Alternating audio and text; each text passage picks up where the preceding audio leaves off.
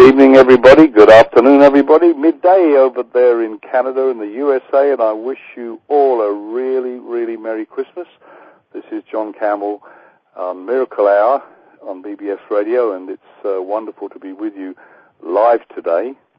And I haven't had the opportunity for some time. I've been traveling around, and I've been out to India and been doing some very interesting work out there. India was my birthplace, so it's a place very close to my heart. And it was wonderful. The weather was great. The beaches were beautiful, and I was doing some work with some very beautiful people in a drug rehabilitation center in Goa. And I've come back to the cold and grey, but anyway. So I hope you're all having a wonderful Christmas day and enjoying whatever you're doing. And I haven't got a guest today, and I was thinking about, what to share with you on and what to talk about, and I thought I'd actually talk about, since it's Christmas Day and traditionally celebrating the birth of this person who became known as Jesus Christ, amongst the Christian community anyway, and I thought it was very appropriate, really, to talk a little bit about the Course in Miracles, which is why my show is called Miracle Hour. And for those of you who are maybe not familiar with the story behind A Course in Miracles and how it came about, it's a really interesting story. In about 1965, Jesus, or Yeshua, to give him the correct title, started to do some dictation, really. It was more of a dictation than a channeling, but through a woman who was a psychologist, a doctor of psychology, working in New York City, in a hospital in New York City in the States, and she was a lady called Dr. Helen Schucman, and she interestingly was an atheist. She had given up her search for God after having been born Baptist and studied Judaism and a number of different religions, and she gave up her quest for God totally and studied psychology and considered herself a committed atheist. Didn't believe in God anymore, didn't believe in Jesus or any of that stuff, and was just very much a very left-brain intellectual, very, very brilliant woman with a brilliant mind, and she was a research scientist and in the field of psychology. And Helen Schucman worked with a colleague by the name of Dr. Bill Thetford, and they worked together on projects, and they had an interesting relationship. They had a lot of differences, but they were strangely attracted to each other. I think, from what I understand, there was quite an attraction from Helen towards Bill, which wasn't exactly reciprocated, and that caused some friction with them, and they had a lot of friction in their working relationship. But they did manage to get along, despite many, areas of conflict. And at least Helen trusted Bill to share with him some of the things that were happening in her life. And despite the fact that she was, as I mentioned, a committed atheist, she started to have some experiences which started off by, she noticed her dreams, which up until this time had been in black and white, suddenly started to appear in color. And there would be one or two recurring dreams, which were interesting for her. She had been a very unhappy child. She was an only child, and her parents were very strict and rigid and very distant. And one of the recurring dreams she had was of her father coming into her cot, into her room and seeing her in her cot, and she would kind of just stretch out to welcome and greet him, and just at that point he would turn around and leave the room, which left her feeling incredibly sad and rejected and abandoned and all that stuff. And a couple of other recurring dreams she had as well was of a ball rolling down a hill and her chasing after the ball. And this was one of the first dreams that she started having color.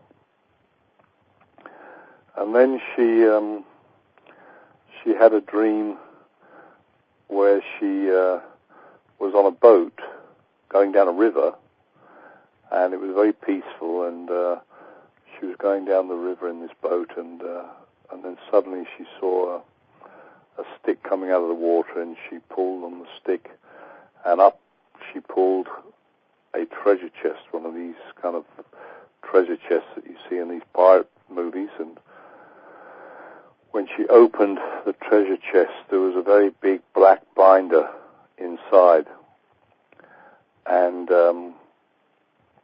on the spine of the book, along the spine of the book, was a word which was a Greek word for knowledge. And another dream she had was going into a cave, and when she went into the cave, she saw some scrolls rolled up together. And as she opened the scrolls up, she had a message that on the right-hand side would be the future, and the left-hand side of the center panel would be the past. And then right down the center of the center panel was just the words, God is. That's all she saw. Anyway, she found these dreams interesting and somewhat disturbing as well, but she started to share them with her colleague, Dr. Bill Thetford. And she also started to have psychic experiences which rather troubled her. For somebody who didn't believe in anything like that, she was quite disturbed by it. And when Bill went on his vacation, she kept in touch with him, and she'd write down all her thoughts and her psychic experiences and her dreams. And one day, she got a very disturbing sense, kind of a sensory message, that a friend of theirs, a male friend of theirs, was about to commit suicide. And she was quite disturbed, and she managed to contact Bill and contacted him and relayed to him the message that she was getting. And Bill reacted to it and contacted this gentleman, and sure enough, she was spot on, and this guy indeed was contemplating suicide. He was at a low point in his life, and Bill was able to help him and talk things through, and it averted the action that he was intending to take. So there were some profound experiences happening, and eventually Helen then started to hear a voice, an inner voice, and the only way she could describe it was that it was an inner voice, like an instruction, giving her instructions. And the voice was quite stern and was instructing her to take notes. And basically it started by saying, "This is a Course in Miracles, please take notes." And it was quite stern, and it gave her the feeling that there was no question that she had to obey this. And of course she called Bill and shared it with him, and she said, she was very frightened, because there she was, an eminent research psychologist, and she had a reputation, and she was afraid that if any of this information became public knowledge that she'd be ridiculed and maybe,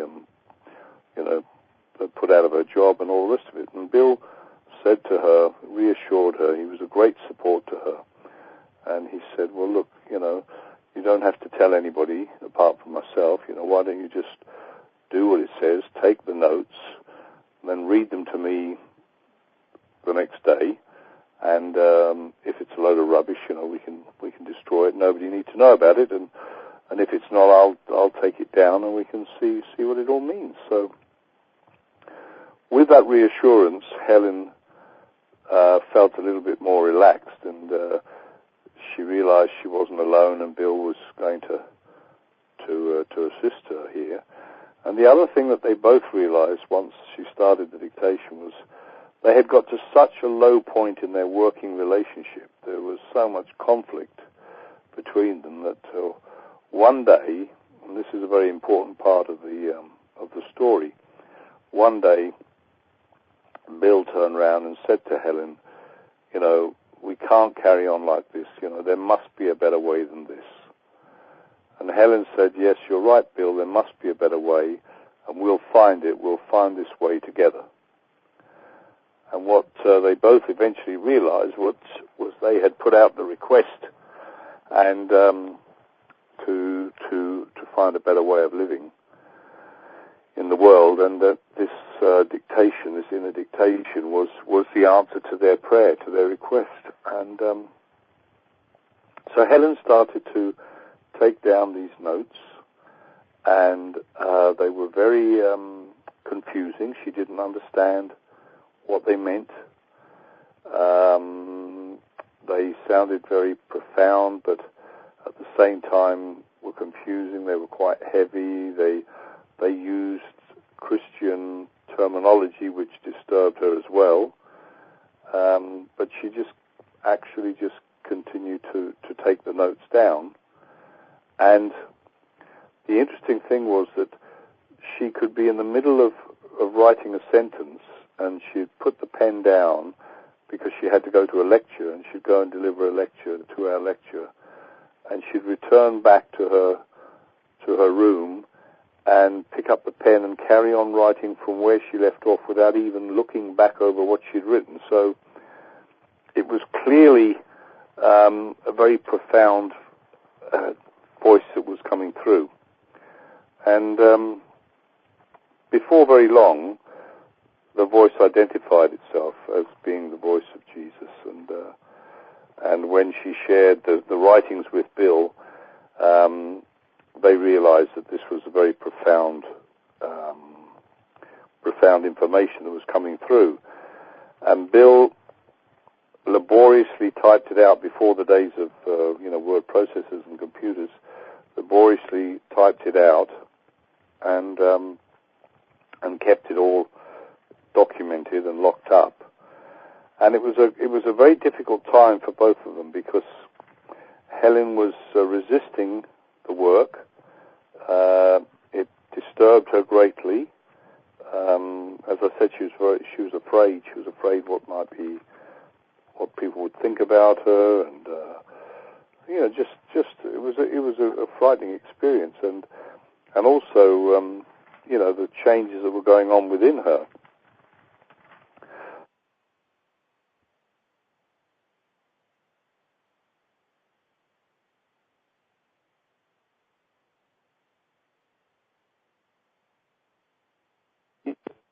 Able to, because there would be times where she just completely, in her stubborn way, resist and refuse to write, and then she'd try and go to bed and go to sleep, but she just could not sleep.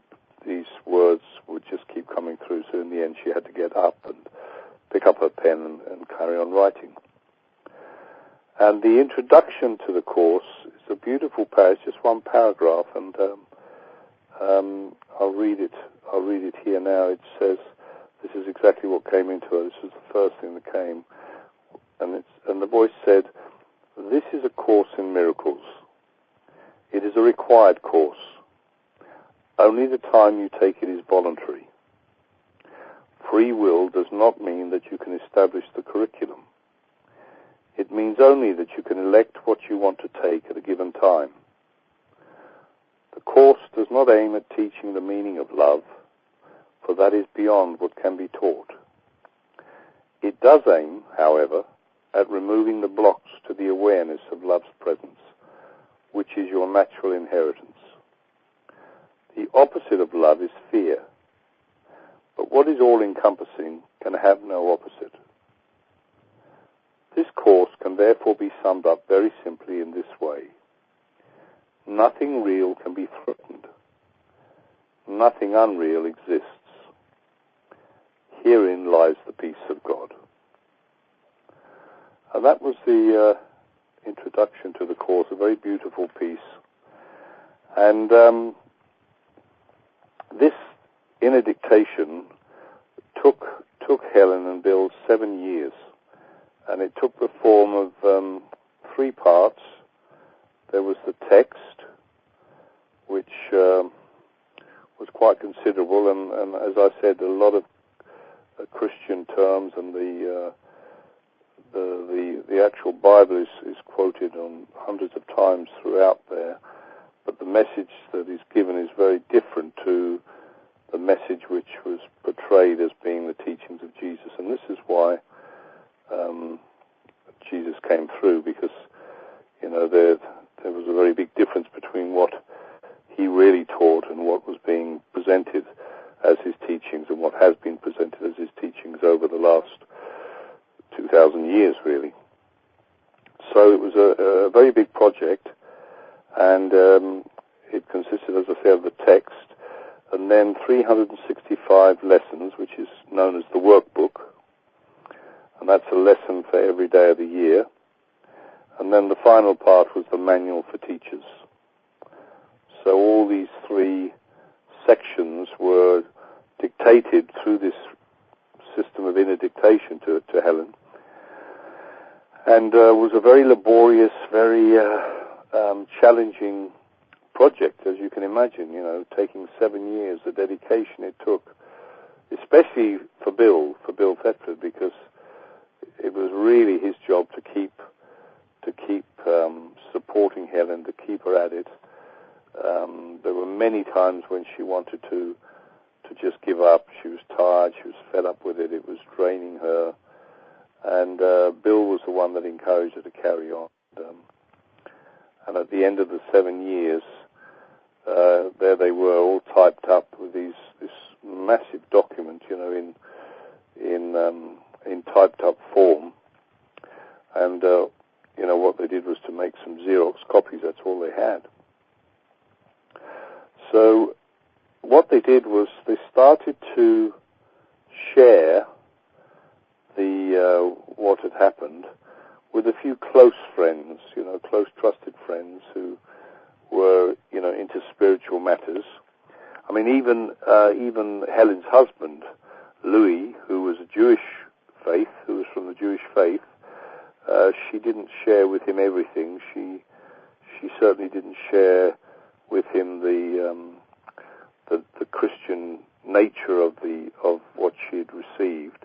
She did share with him that she'd been receiving these messages, but she kept the information to a minimal. But he was happy just to support her. He was a very supportive husband. And when they'd finished, as I said, they'd share this in a tight circle, and they started to share it, and the people who they shared it with they found it very profound. They found the writing very beautiful. But they still didn't know what to do with it. They were left with this. They realized it was something very important, but they really didn't know what to do. So they kept asking in their meditations, and eventually a gentleman by the name of Dr. Kenneth Wapnick came into their lives, and Ken Wapnick was about to go to spend some time in Israel, I think in a kibbutz, and in a monastery, I think. And he came to hear about the work, and he approached Helen and Bill, and they shared the document with him. And he was absolutely smitten by the work, by the beauty and the profundity of the language, that he made a decision that he cancelled his trip to Israel, and he wanted to commit the rest of his life in helping to disseminate this information, which was an amazing commitment. So he joined forces with Helen and Bill as a trusted confidant, and soon after that they were joined by a lady who similarly had been told about it through the grapevine and had got access to some copies of it, and her name was Judith Skutch.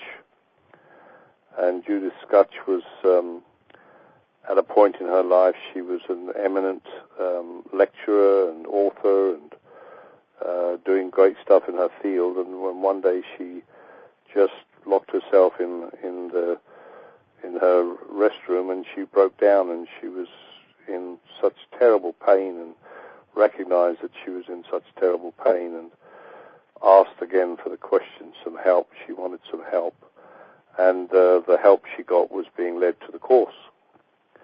And similarly to Dr. Ken Wapnick, when Judith Skutch saw the work, she was very very touched by it and taken by it, and wanted to commit to helping also disseminate the information. So this was a core group, and they would meet and with others who they were sharing the work with. And they would meet on a regular basis and have readings, but they really still didn't know what they were supposed to do. They knew that this work was profound. They knew that without a doubt, everyone was absolutely assured that this was the voice of Jesus coming through to correct the misunderstandings of how his teachings had been presented by the traditional Christian church. And eventually they were gathered together one evening and in a circle as they did regularly, and they asked the question, what are we supposed to do? Are we supposed to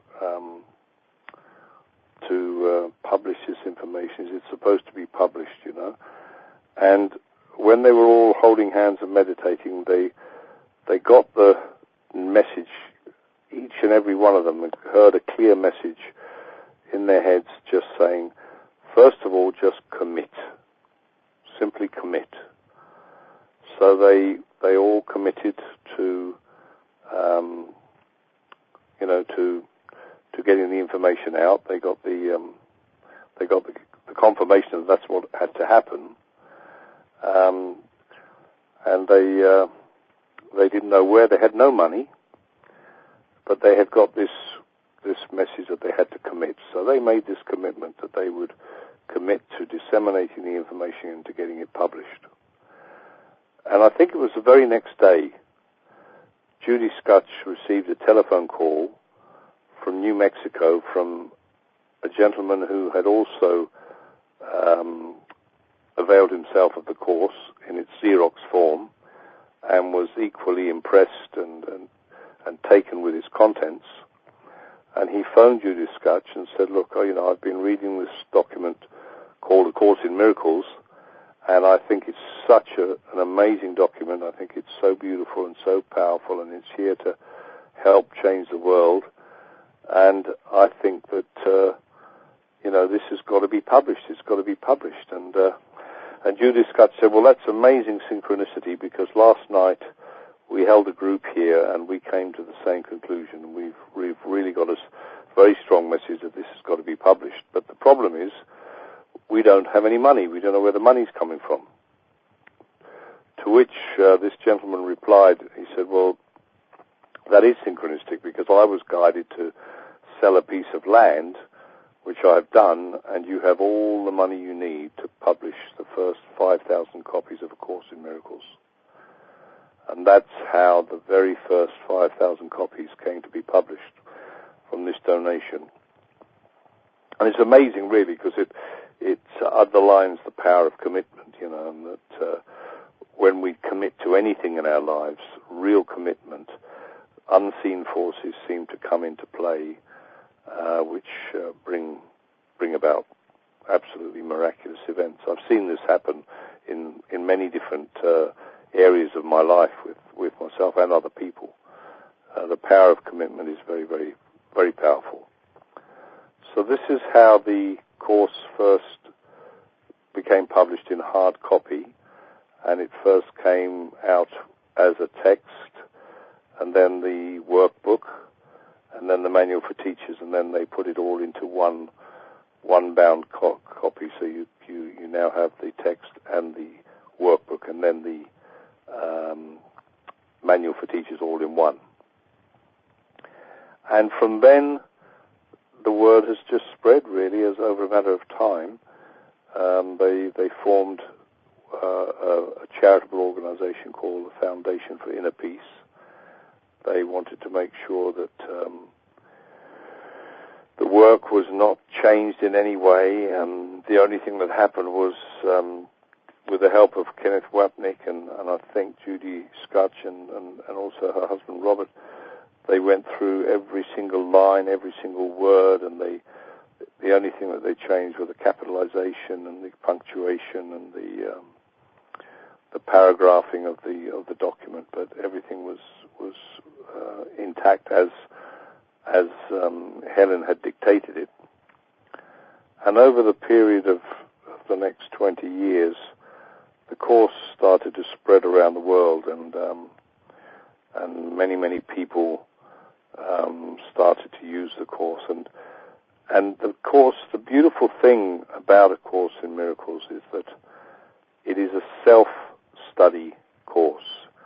So you don't need any guru, you don't need any teacher, and it totally relies on the teachings of the Holy Spirit, the teacher within. Using Christian terms, they use the term Holy Spirit, which you can take to be your higher self or whatever, but the teacher within. And you're only actually asked to do the lessons one time, to read the text and do all the 365 lessons and read the manual for teachers. And you have then completed the course. It's not required that you do it again. However, most people, when they've got that far, they do. They're drawn to it, to the beautiful writings within it and the powerful effects of the lessons. And the lessons are building blocks, starting from lesson 1. They're very simple lessons, the early lessons. And they're all really based on completely retraining the mind. And the teachings are really virtually completely opposite to what the world teaches. And a lot of it's very similar to the Buddhist teachings. It's all underlining it all is the belief system. But the biggest challenge to the traditional Christians would be the fact that it comes from the understanding that God did not create the world. It's based on the understanding that God is an all-loving, all-compassionate, all-forgiving, non-physical entity, and that the world is really a projection of our unconscious guilt, which is projected out into the physical, material world. And it makes the point, that if God the Father is this loving, all compassionate presence, how on earth would He create the madness that is our physical world? And this is a very challenging concept challenging to the ego, because the whole idea of the ego, which is what has created everything, projected everything outwards, is to keep us in fear, to keep us small, and to keep us from knowing who we really are. So it is a very challenging piece of work, and I my own experience with the course, interestingly, was I came about the course in 2000. In the year 2000, I was at the time studying, doing a diploma in therapeutic counselling, and one of my classmates, who I used to have to do co-counselling with, and do some of the lessons, exploring the lessons of our course, our counselling course together. And one day I was leaving her house, and I saw a copy of A Course in Miracles on her table, and of course I was immediately attracted by the title, A Course in Miracles. I thought, that sounds interesting. Yeah, it'd be great to know how to do miracles, you know. And I asked her about it, and she said, "Oh, it's it's a wonderful, wonderful course." And I don't know, I just went out and bought a copy immediately, and I remember reading, or trying to read, attempting to read the early parts of the text, etc., and just finding it so cumbersome and so heavy and so much. I thought, this is very much like the Bible, and this is just too heavy for me. So, I put it down, and I put it on the bookshelf. And interestingly, through all my travels and different countries and all the moves I've had, I've often got rid of, I was a great one for buying books. I was a very avid seeker of truth and spiritual matters, and I would buy everything going and read it, voraciously, and then I like to pass the books on that I've read. When I'd read them, I'd pass on or give them away or donate them, and I did this with nearly all the books I got, and always had them replaced by other books. But interestingly, the one book I never gave away was A Course in Miracles, even though I wasn't reading it, I wasn't looking at it. And the other thing I noticed was that many of the teachers who I was coming into contact with through other books or personal appearances would quote from A Course in Miracles. I started to notice that people who I respected, in the field of metaphysics and spiritual teaching, people like Wayne Dyer, Dr. Wayne Dyer, would quote from the Course, and Doreen Virtue, Dr. Doreen Virtue, who I did some training with, would quote from the Course, and many others, Marianne Williamson, and it was always popping up. So, I thought, well, this is, this must be an interesting piece of work.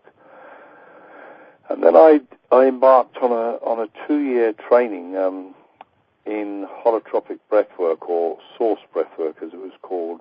And my teacher on that course was a wonderful woman called Binny Dansby, who had trained originally in rebirthing with the founders of rebirthing, really, Leonard Orr and Sondra Ray. And Binny was running this training with her husband, Patrick Hauser, with some friends, and it was a very powerful training for me,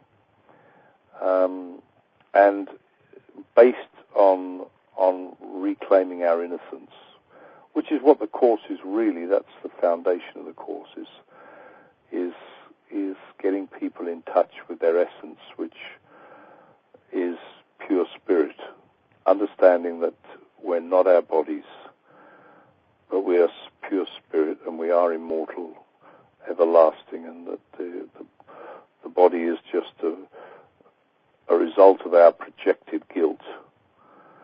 And the longer one does the Course and embarks on the Course, the more this concept has to be assimilated, which is letting go of our attachment to our bodily form. So it's quite a challenging course. But Binny used to quote a lot from the Course in Miracles, and that was another reason I started to get interested in it. And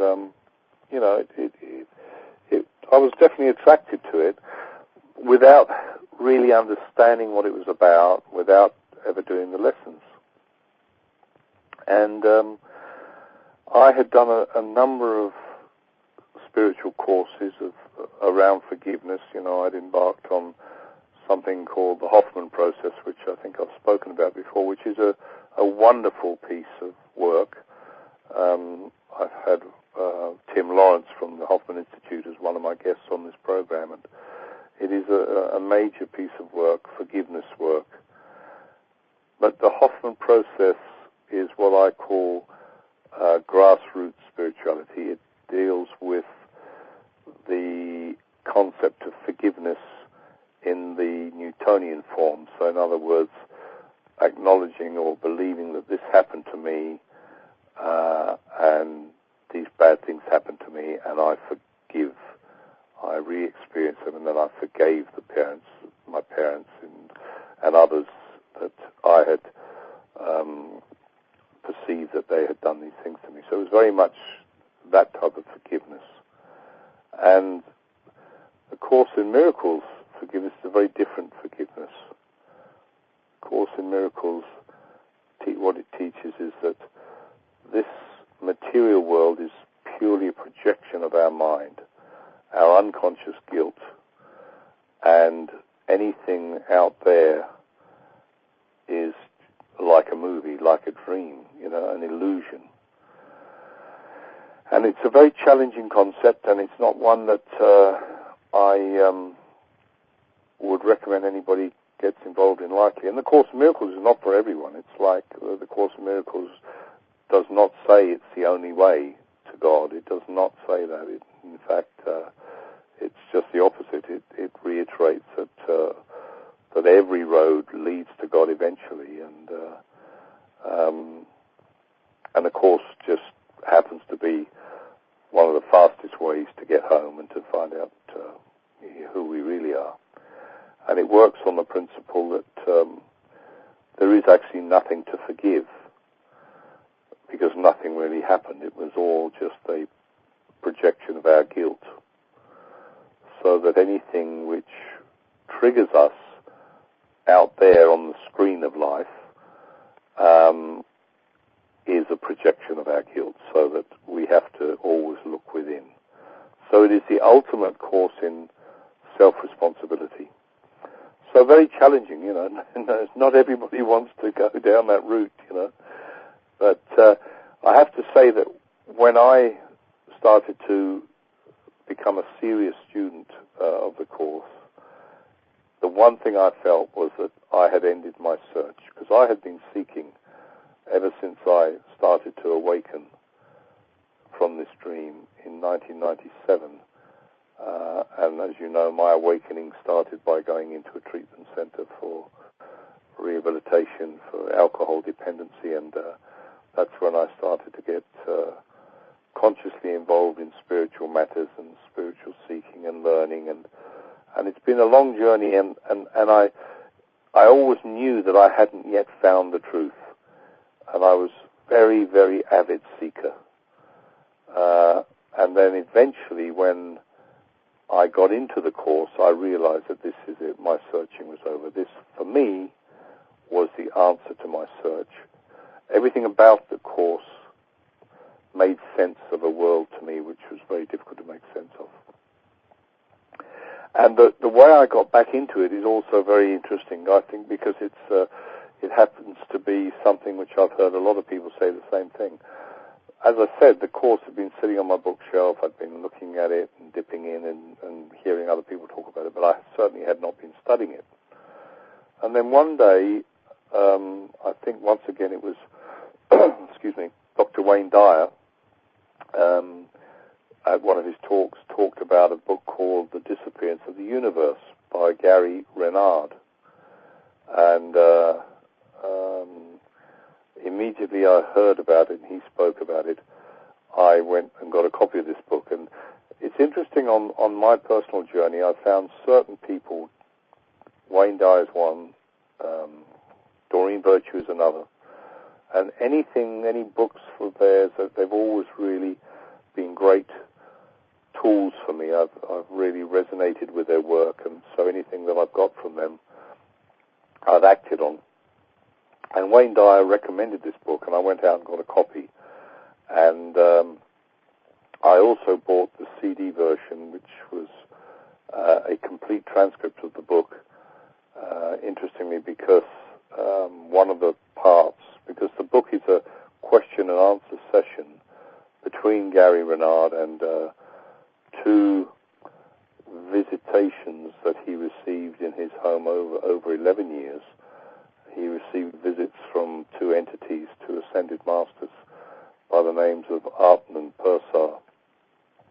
And in the CD version of the book, the part of Pursar is read by Doreen Virtue, and the part of Arten by a gentleman called Bogart. And I got the CD version because obviously I'd been trained by Doreen, so that was interesting. It was nice to hear her voice. But listening to the CD and reading the book really clarified the meaning of A Course in Miracles in very down-to-earth terms. It made it far more understandable to me. It covered practically all the questions I'd had about the Course, and it inspired me to then become a serious student of the Course. And as a result of that book, I have become a serious and dedicated student of the Course in Miracles, and found it to be have a profound effect on my life. And as I've gone around, to different talks and meeting different people, I've heard this same story about the disappearance of the universe shared by so many different people. That book has not only taken people who had already got the Course in Miracles and encouraged them to study the Course earnestly, but it also has taken people who'd never even heard of A Course in Miracles and brought them to A Course in Miracles. So the book has had a profound positive effect on the, if you like, promotion, for want of a better word, of A Course in Miracles, because it's an amazing story, Gary Renard's story of what happened, and I've found that it's a very lovely way to get into the Course, and I've since been fortunate enough to be present at some of Gary Renard's workshops, and I find him to be a wonderful teacher, a very humble man, very down to earth, and brings a lot of humor to his spirituality, which I think is a good thing, because sometimes it can be a bit heavy. And the Course is it's now helped millions of people around the world. And as I said, it's about forgiveness. It's what Jesus taught. But as I said, not the traditional type of forgiveness, but this is a really quantum type of forgiveness. And basically, in addition to reading the text and doing the exercises, the most important thing is that you have to practice. You have to do the work. You have to do the footwork. And the footwork is practicing forgiveness on a day-to-day basis, on an hour-to-hour basis, on a minute-to-minute basis, which is quite a challenging thing. And it doesn't mean it's there to beat yourself up. We're all doing the best we can on this path, but I've found that it really has made a difference to my life.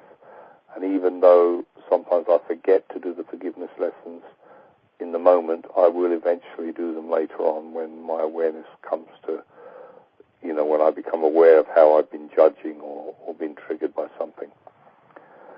And I'd like to share with you a forgiveness tool which Gary's teachers, Arten and Pursar, give him in the book.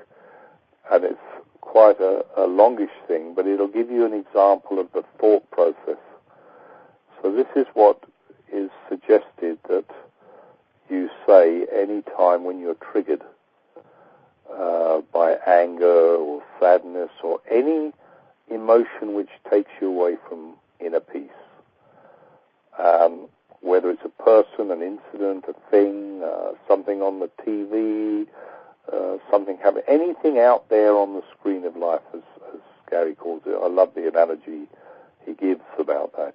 He talks about understanding that everything out in our physical world is like the movie screen, and most of us spend our lives trying to adjust situations out on the movie screen, when of course it doesn't work, when really the only way we're going to change it is by going to the projector room. It's the projector that's images. And that's the analogy he uses. So it's our mind as the projector. And the only way we can alter things out there is by changing our mind and our thoughts. So the part that's recommended whenever you're triggered by someone, and I have to say it's very powerful. Let's just say you're triggered by your partner whose name is Fred. We'll just use Fred as an example. So what I would say would be, Fred, you're not really there. And if I think you're guilty and the cause of the problem, and if I made you up, then the imagined guilt and fear must be in me. Since the separation from God never occurred, I now forgive both of us what we really haven't done. Now there is only innocence, and I join with the Holy Spirit in peace.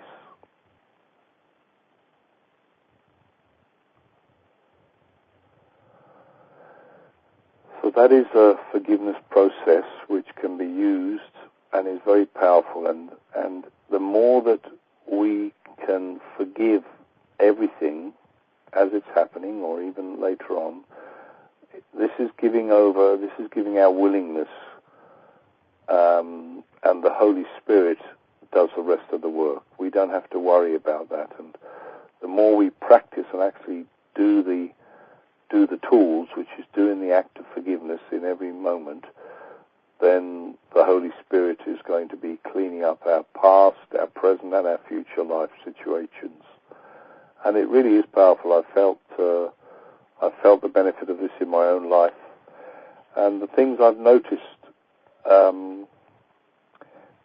in my own situation is that my attitude to life completely changes. There's far less of a reaction to situations which before would have troubled me and would have thrown me off balance.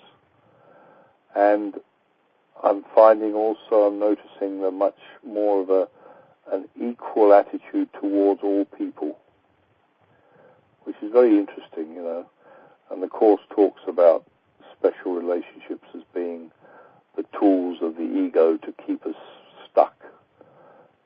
Special love relationships and special hate relationships, all being subtle tools of the ego that are there in order to keep us focused on believing that we are a body. And there's some beautiful pieces in the Course, because one of the things that I talk about in my book, Addicts and Angels, is the belief that a lot of people who are drawn down the road of addiction in this life are extra sensitive people who I have a theory, and it's only my theory, that when they come in, they have an overdeveloped memory of the real world, which, according to the Course and according to what I believe as well, is actually spirit. That we're all spirit, we're all joined, and we're all connected at the level of spirit, and that people that go down this route of addiction have this sort of too clear a memory of what heaven is really like, and therefore really struggle with the material world. And if you talk to anybody who's recovered from addiction or is in recovery from addiction, they all exhibit the same things. The stories are so common. They all say that they felt that they never fitted in, that they felt out of place as children, that they were always accused of being oversensitive, that they struggled with the material world, and it's the same story. And it's interesting because whenever people recover from addiction, that they all always seem to get into service and want to get into service of their fellow beings and get into a spiritual way of life. And I came across a piece recently in the Course which virtually kind of confirmed that sense of alienation that I've heard all addicts talk about. But of course, in the Course, they're saying that this is what everybody's got, but they don't yet realize it. And it's really beautiful. And I'd just like to read it to you here. It's lesson 182. And it says, lesson 182, I will be still an instant and go home. This world you seem to live in is not home to you. And somewhere in your mind you know that this is true. A memory of home keeps haunting you, as if there were a place that called you to return. Although you do not recognize the voice, nor what it is the voice reminds you of, yet still you feel an alien here, from somewhere all unknown. Nothing so definite that you could say with certainty you are an exile here. Just a persistent feeling, sometimes not more than a tiny throb, at other times hardly remembered, actively dismissed, but surely to return to mind again. No one but knows whereof we speak. Yet some try to put by their suffering in games they play to occupy their time and keep their sadness from them. Others will deny that they are sad and do not recognize their tears at all.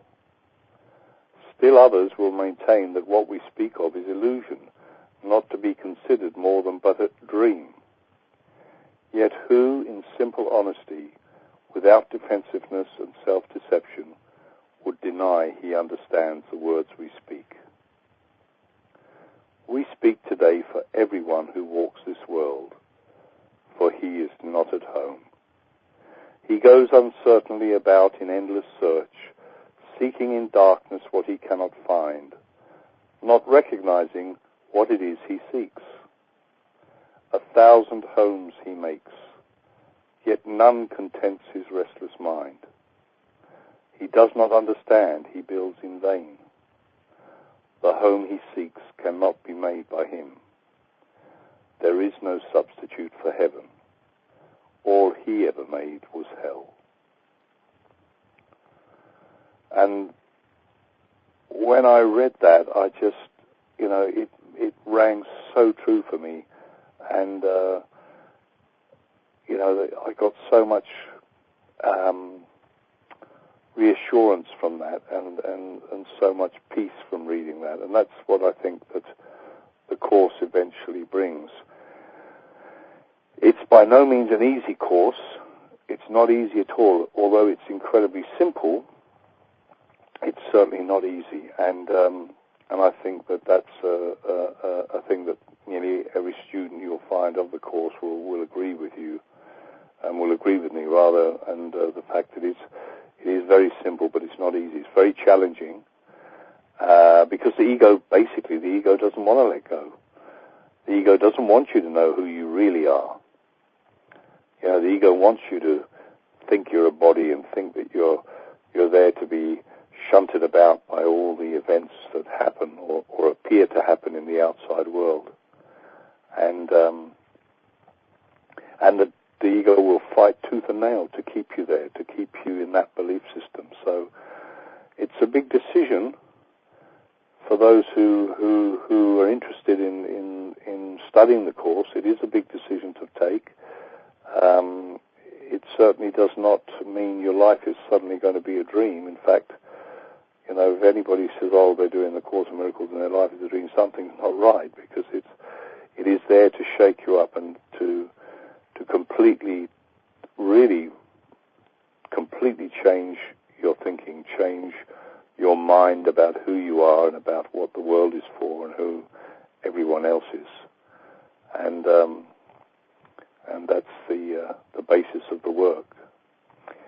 So it's a very profound piece of work, and as I said, it's not for everybody, but for those of you who have not yet found it or who may be interested in what you've heard about it, I really encourage you to also seek out the book, The Disappearance of the Universe, because it is a way I've found that for somebody seeking the Course for the first time, the Disappearance of the Universe is a beautiful way to get into the course, a nice gentle way. So anyway, I hope that description has given people a little bit of information about the course, and that you found that interesting.